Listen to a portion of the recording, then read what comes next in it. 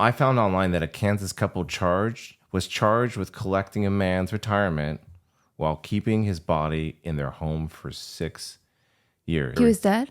He's dead. And this comes from AP News. A Kansas couple has been charged with fraudulently collecting more than $215,000 in retirement benefits on behalf of a dead relative while they concealed his body inside their home for 6 years. So he was a relative. I mean, we'll give him that. Did they kill him? Authorities say Mike Carroll's pacemaker showed that he died in 2016 at age 81. So probably not. They probably didn't kill him.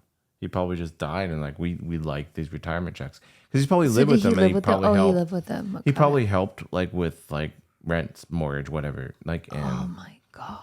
But Overland Park police didn't discover his body until 2022, so just about a year and a half ago, after his son-in-law Kirk Ritter called police to report his death in the Kansas City suburb. Prosecutors say Lynn Ritter and Kirk Ritter, both 61, continued depositing and spending from Carroll's bank account even while his body became mummified on a bed in the home he owned. He just like left his body there. Yeah, Lynn Ritter was Carroll's daughter. So this is his daughter and his son-in-law were just left him in the bed to mummify. But bugs, rotting smell, like kind of reminds you of the Mother God too thing, right? Where it's like you're just leaving. Like yeah. I don't understand.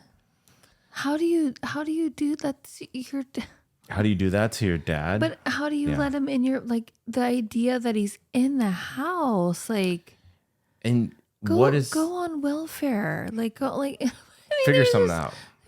There's so many other options. There's a lot of other options. Family members told the Kansas City Star that the Ritters would repeatedly give them excuses about why Carroll could never take a phone call or visit, while leading them to believe that Carroll was still alive. So for 6 years, they went on the straight, oh, he's busy. Oh, he's like tired. Oh, his name was Carroll? The last name. His last name. Hold on. Mike Carroll's. Yeah, the last name was Carroll.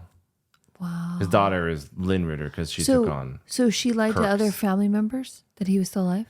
Lynn and Kirk, that's the daughter and son-in-law, they would just like, his brother would call or whatever, and they would say, oh, he can't come to the phone because he's sleeping or he's mowing the lawn, or and the brother never wanted to come and visit. I mean, I don't know if there's an actual brother. I'm making it, but all family and friends, they all constant, which leads me to believe that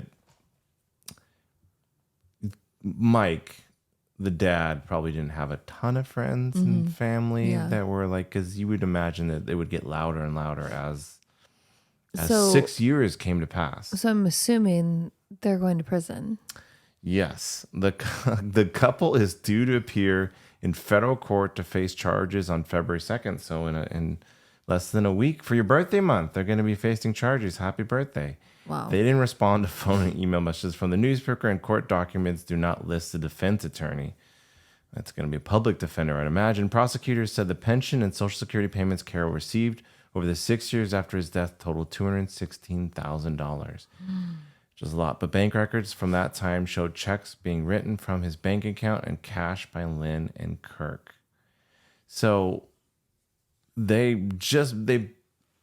basically kept his body on a bed. They eventually said, okay, we're done cashing checks. And they called the police and said, hey, we have dad-in-law. Because I think they were the ones who called? Kirk called the police. Did they get caught though? Or, I mean, they must have had wind, or their checks ran dry. They must have had some reasoning for eventually calling the police. Or maybe that's a long time for your conscience to finally call, but that's a long stretch. I don't know how people could live with themselves.